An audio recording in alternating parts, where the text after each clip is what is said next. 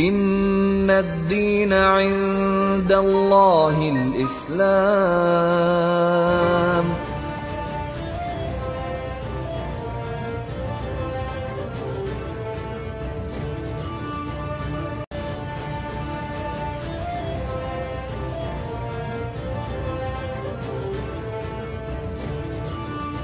مدینے میں منافقین کا ظہور۔ منافقین اس شخص کو کہتے ہیں جو زبان سے اپنے آپ کو مسلمان ظاہر کرے مگر دل میں کفر چھپائے رکھے۔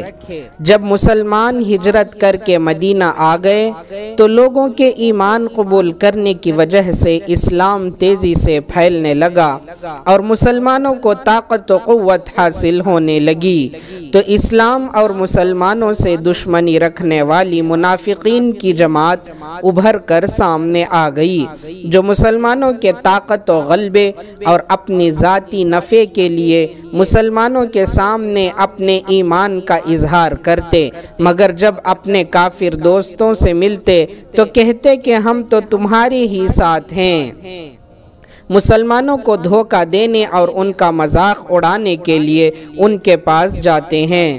ان کا سردار عبداللہ بن ابی تھا، جس کو مدینے کا بادشاہ بنا کر تاج پوشی کی تیاریاں کی جا رہی تھیں، مگر حضور صلی اللہ علیہ وسلم کے تشریف لاتے ہی اہل مدینہ نے آپ صلی اللہ علیہ وسلم کو اپنا سردار اور رسول تسلیم کر لیا اور اس کی بادشاہت خطرے میں پڑ گئی، اس لیے اس کے دل میں آپ صلی اللہ علیہ وسلم اور مسلمانوں کے خلاف دشمنی، حسد اور نفرت پیدا ہو گئی۔ اس کے باوجود حضور صلی اللہ علیہ وسلم اس کے ساتھ حسن سلوک کرتے رہے، جس کے نتیجے میں اس کے بیٹے عبداللہ نے ایمان قبول کر لیا۔ مدینے کے قبائل سے حضور صلی اللہ علیہ وسلم کا معاہدہ۔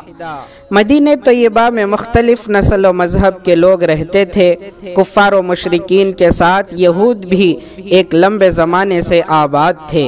رسول اللہ صلی اللہ علیہ وسلم نے مدینہ پہنچنے کے بعد ہجرت کے پہلے ہی سال مسلمانوں اور یہودیوں کے درمیان باہمی تعلقات خوشگوار رکھنے کے لیے ایک بین الاقوامی معاہدہ فرمایا، تاکہ نسل و مذہب کے اختلاف کے باوجود قومی یکجہتی اور اتحاد و اتفاق قائم رہے اور ہر ایک کو ایک دوسرے سے مدد ملتی رہے۔ یہ معاہدہ حقوق انسانی کی سچی تصویر تھی۔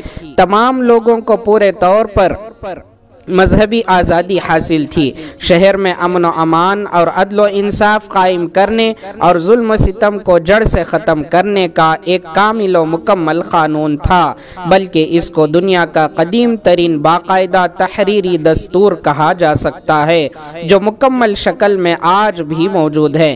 اس معاہدے پر مدینہ اور اس کے آس پاس رہنے والے قبائل سے دستخط بھی لیا گیا تھا۔ اوس اور خزرج میں محبت اور یہود کی دشمنی۔